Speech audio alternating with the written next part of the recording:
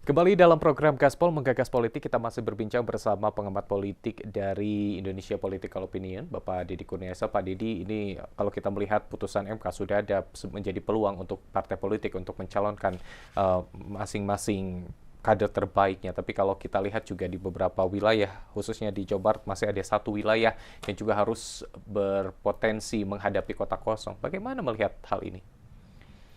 Ya, memang cukup menarik ya. Satu sisi kita punya catatan misalnya, kota kosong itu tidak serta-merta memudahkan bagi kandidat yang melawan gitu ya. Misalnya di kota Makassar pada pilkada tahun lalu, kota kosong menang. Itu karena faktor bahwa orang yang seharusnya ikut kontestasi, waktu itu adalah Dani Pomanto, calon wali kota Makassar.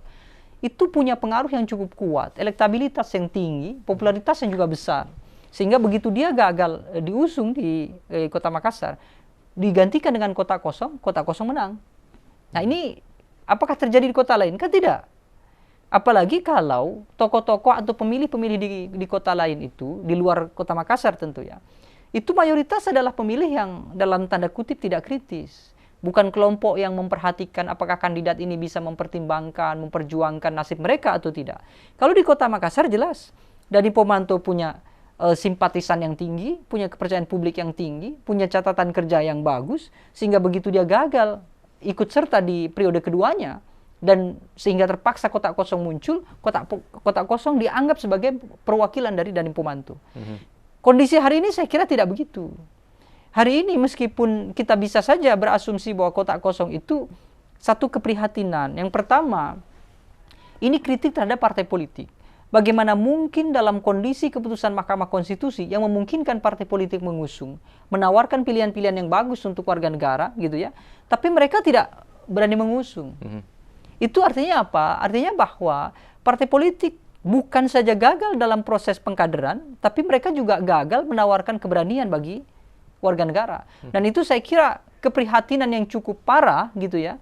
Sementara kita menghadapi kondisi politik yang mulai dari konflik sosial yang tinggi, termasuk juga tingkat kepercayaan terhadap kepemimpinan nasional yang turun. Sementara di pilkada ketika warga negara seharusnya punya kontribusi yang besar begitu terhadap pemilihan, justru tidak disodorkan oleh tokoh-tokoh yang seharusnya punya andil terhadap proses pembangunan ke depan. Jadi kalaupun KPU kemudian memberikan peluang misalnya ya, memperpanjang waktu, kemudian sempat juga mewacanakan partai politik yang sudah berkoalisi diharapkan keluar, kemudian mengusung kandidat sendiri. Kalau mereka tetap tidak mau, saya kira tidak ada pilihan. Kenapa? Karena KPU juga tidak bisa memaksakan partai politik, kecuali kalau ada aturan yang memungkinkan adanya batas minimum sekaligus juga ada batas maksimum. Misalnya ambang batas minimum menyesuaikan dengan kondisi kandidat independen misalnya, dengan persentase paling kecil adalah 7,5% kalau pemilihnya cukup besar misalnya.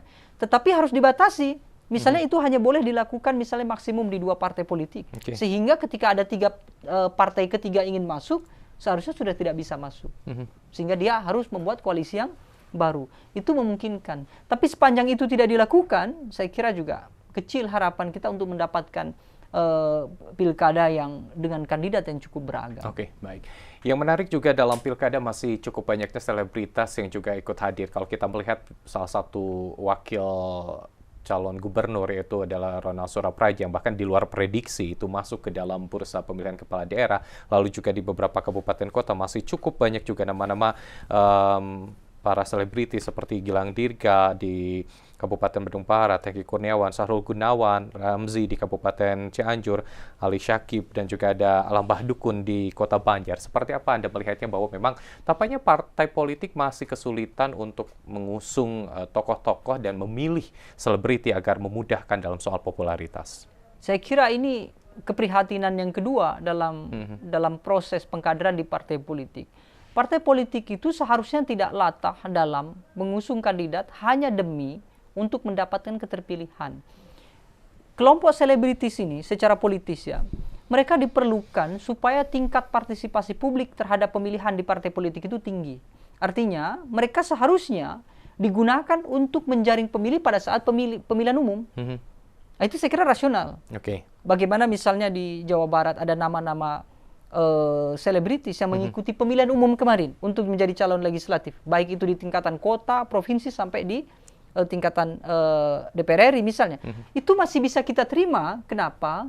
Karena partai politik menginginkan supaya lebih banyak pemilih yang akan memilih mereka. Oke. Tapi kalau kemudian itu digunakan juga dalam strategi untuk memenangkan kandidat di eksekutif, ini menjadi tidak seharusnya kita dukung. Kenapa?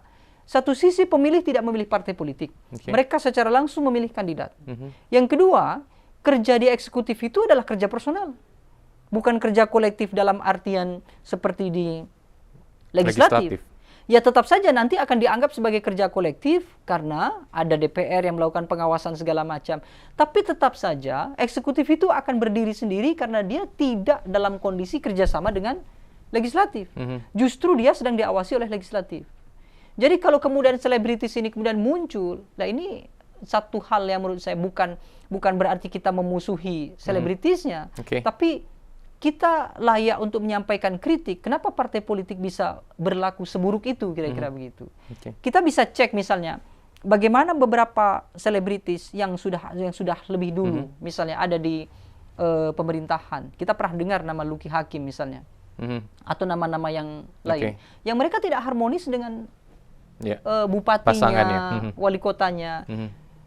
Karena mereka bisa saja bukan tidak harmonis karena faktor dimusuhi, tapi karena faktor mereka punya popularitas, tapi mungkin karena mereka tidak punya kapasitas. Kita punya misalnya kalau di legislatif misalnya, kita punya yang namanya Mulan Jamila, Krisdayanti, kemudian ada Anang Hermansyah pada periode-periode lalu. Apa hasil dari kerja mereka? Nonsense. Bahkan kita sempat ramai misalnya bagaimana Anang Hermansyah tidak mengerti secara teori dan juga praktik kerja-kerja di parlemen. Artinya kan kehadiran mereka hanya kehadiran pemoles saja. Biasa kan? Mereka mungkin ini ada semacam statement yang penting saya kira. Bisa jadi orang-orang yang datang dari kalangan yang populer itu memang punya niat untuk membantu masyarakat. Di Bandung Raya misalnya ada Sahrul Gunawan, Gilang Dirga, termasuk juga Hengki Kurniawan, kemudian di kota Bandung ada Farhan, ada Ronald, kemudian tadi kalau tidak salah disebut ada Alam misalnya. Mungkin mereka punya niat untuk membangun. Tapi yang jadi masalah adalah membangun sebuah kota itu tidak hanya dari niat, tapi juga dari kemampuan. Kalau mereka punya niat tapi tidak tahu caranya, mereka tidak tahu sistem anggaran, mereka tidak tahu bagaimana melobi DPR, bagaimana mereka bisa deal-dealan dengan DPR, kan nonsense kan? Jangan sampai kemudian niat baik mereka dianulir oleh DPR, mereka tidak tahu caranya membalas. Nah ini yang menjadi repot. Jadi saya kira pemilih harus hati-hati gitu ya. Kelompok selebritis mungkin bagi saya gitu, saya kira layak untuk dihindari, bukan karena faktor sentimen, tapi faktor karena catatan pengalaman dan segala macamnya. Tapi kalau terpaksa misalnya dari tokoh politisi justru catatan ada, tapi yang menjadi masalah adalah catatan korup, catatan misalnya justru yang buruk misalnya, ya tidak ada pilihan. Kira-kira begitu. Kita lihat seperti apa tentunya hasil Pilkada 2024 pasca penetapan para bakal pasangan calon ini dan seperti apa respon dari masyarakat di Pilkada serentak nanti kita akan saksikan di 27 November mendatang. Terima kasih Pak Dedi atas waktunya hadir di Gaspol. Dan pemirsa jangan lupa untuk hadir dalam pemilihan kepala daerah serentak di tanggal 27 November 2024 dan tentunya juga Anda bisa menyimak kembali perbincangan kita melalui YouTube channel kami di iNews TV Bandung. Mewakili kru yang bertugas, saya Irfan Budiawan mengucapkan terima kasih atas perhatian Anda. Selamat malam dan sampai jumpa.